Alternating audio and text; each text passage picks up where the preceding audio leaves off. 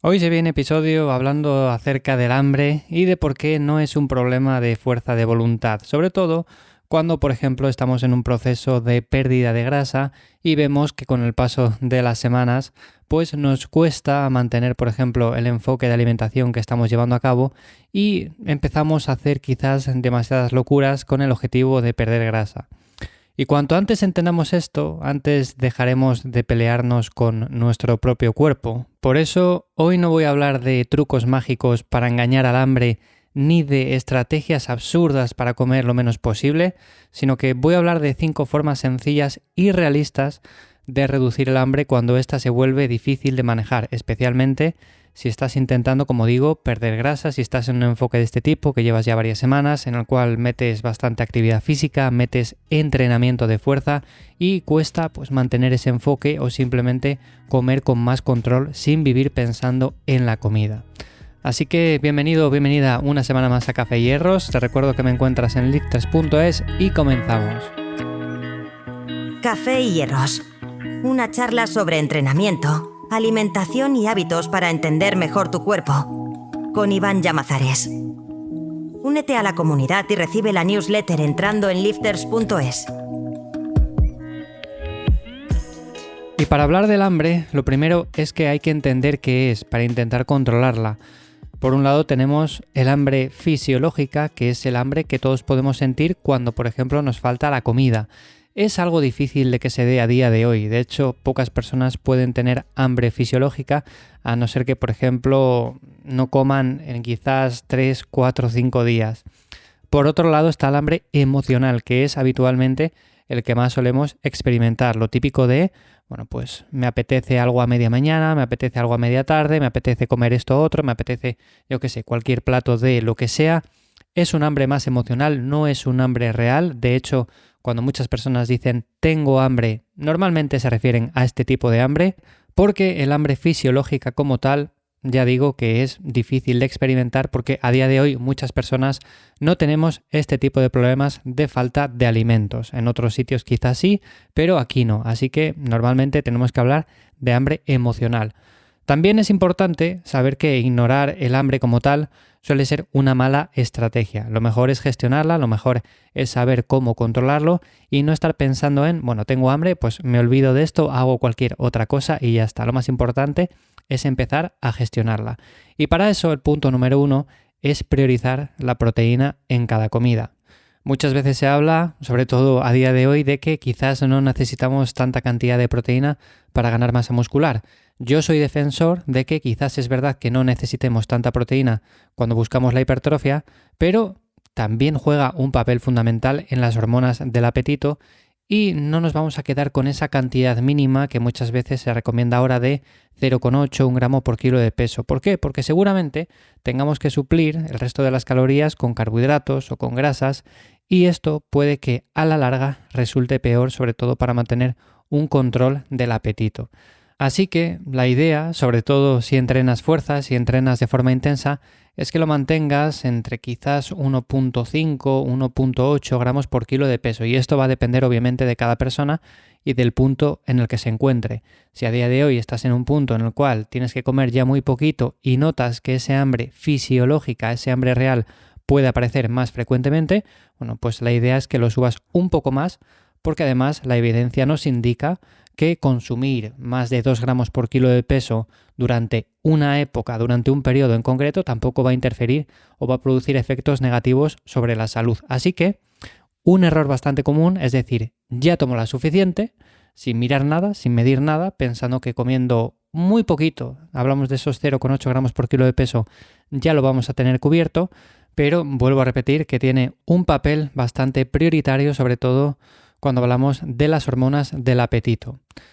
Como punto número 2, algo que considero también importante es el volumen de la comida y la fibra. Los alimentos con mucha densidad nutricional y bajo aporte calórico son la clave de cara a mantenernos más saciados a lo largo del día. Por eso deberíamos de incluir verduras, deberíamos de incluir frutas, legumbres, masticar más, comer más despacio. Esto es algo que, aunque suene muy bien, aunque todos lo sabemos, pues después tenemos nuestras cosas, tenemos nuestros horarios apretados, justos, en los cuales vamos de un sitio para otro muchas veces a carreras y al final pues no masticamos lo que hay que masticar, comemos bastante rápido, no metemos quizás la suficiente verdura en cada comida y luego puede aparecer el hambre. Bueno, pues haciendo esto, simplemente poniéndose a comer un poco antes, yo es algo que he mejorado mucho en los últimos años porque al principio me costaba más. De hecho, no metía quizás tanta verdura porque notaba que me hinchaba. También es verdad que me di cuenta con el tiempo que no masticaba lo suficiente. Al final comía mucha comida, pero en muy poco tiempo y hacía peor la digestión. Esto también alguno de vosotros lo habéis notado.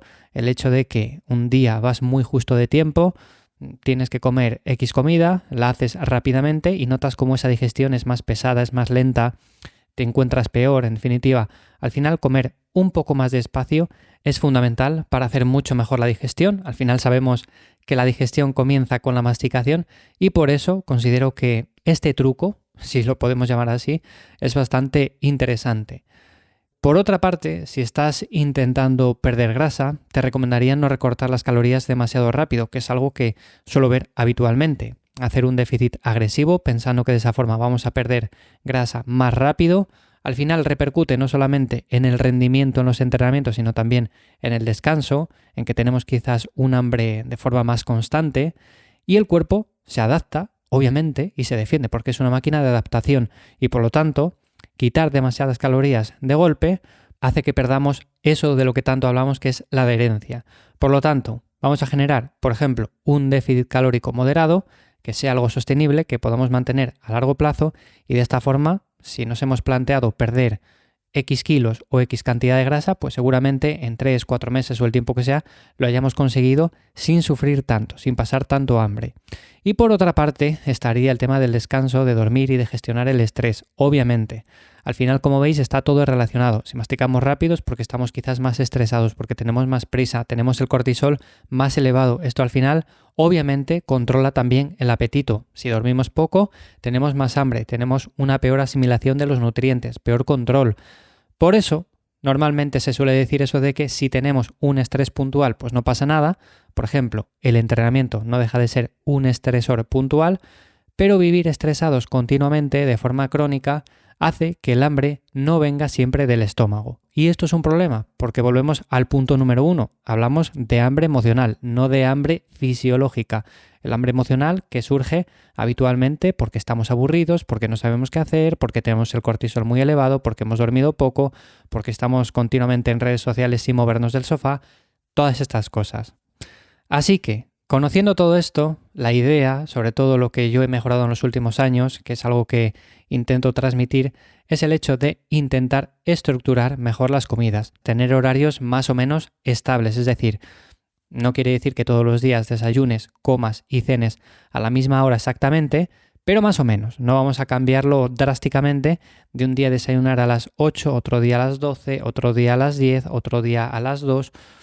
En definitiva, al final es verdad que si consumimos las mismas calorías, los resultados van a ser parecidos, pero hacer esto hace que tengamos, por así decirlo, unos horarios más estructurados mentalmente. Vamos a evitar llegar con hambre extrema a ciertas comidas, luego a otras quizás no tenemos tanto hambre, y de esa forma planificamos lo básico para no improvisar mal, porque muchas veces se improvisa mal. Se improvisa porque no tenemos tiempo, elegimos comidas rápidas, comidas que en muchos casos no son las mejores alternativas, y esto hace que piquemos mucho entre horas. Así que bueno, es una buena forma de reducir el picoteo y que podamos ir poco a poco perdiendo grasa si es el objetivo que tenemos. Así que bueno, para cerrar un poco el episodio de esta semana de Café y Hierros, habría que diferenciar entre el hambre fisiológica y el hambre emocional. Al final no deja de ser una señal, no es un enemigo, simplemente si tenemos hambre hay que saber diferenciar entre una y otra, si es porque estamos aburridos, si es porque tenemos hambre de verdad, porque quizás hemos recortado mucho las calorías, estamos en un proceso en el cual quemamos mucha energía a lo largo del día. En definitiva, hay que saber diferenciar esto y para gestionarlo bien, pues el proceso puede ser mucho más llevadero si nos fijamos, por ejemplo, en cuánta proteína comemos, cuánta grasa de calidad incorporamos, sobre todo los carbohidratos que metemos son buenas o malas alternativas y cuándo los metemos, por ejemplo, cuando vamos a desempeñar un esfuerzo físico bastante intenso, o los metemos a todas horas, o vemos que, por ejemplo, cada poco tiempo nos surgen esos antojos de picotear. En definitiva, todas estas cosas nos dan pistas bastante claras de que tenemos simplemente que gestionar un poco mejor el estrés, descansar un poco mejor, comer de forma más planificada y simplemente eso, nada más. Sobre todo pensar en lo más básico, porque muchas veces es verdad que nos intentan vender la fórmula mágica con ciertos batidos para, por ejemplo, no tener tanto hambre, para, por ejemplo, perder peso de forma fácil, pero lo suyo es comer bien, comer de forma nutritiva, estar bien alimentado, pero en base al objetivo que estamos buscando. Así que cuando el plan lo tenemos bien diseñado, él solo, por sí mismo, ya va a reducir el hambre y así va a ser mucho más fácil cumplirlo. Nada más, espero que te haya gustado, que te haya parecido interesante este episodio. Si ha sido así, como siempre, valoro un montón esas 5 estrellas en Spotify, Apple Podcasts, allí donde me escuches. También que lo compartas con cualquier persona a la que creas que le puede ser de interés. Y nada más, os leo en comentarios a ver qué me decís acerca de esto, a ver qué estrategia seguís vosotros. Si consideráis que me he dejado alguna cosa interesante, alguna cosa que puntualizar y que vosotros también haríais. Y nada más, nos escuchamos de nuevo por aquí la semana que viene en Café y Hierros. Disfruta del día. Chao.